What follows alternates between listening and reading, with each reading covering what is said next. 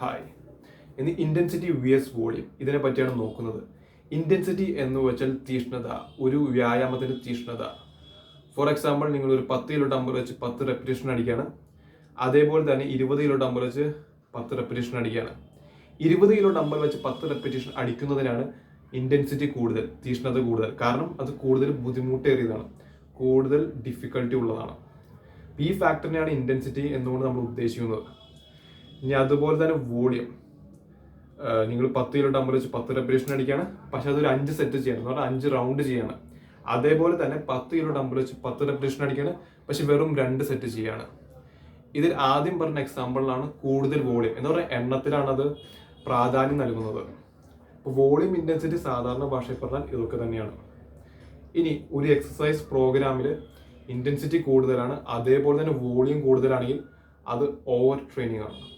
അതുപോലെ തന്നെ ഇൻറ്റൻസിറ്റി കുറവും വോളിയം കുറവാണെങ്കിലോ അത് അണ്ടർ ട്രെയിനിങ് ആണ്. ഇനി ഇൻറ്റൻസിറ്റി കൂടുതലാണ് വോളിയം കുറവാണെങ്കിൽ അത് നല്ലതാണ്.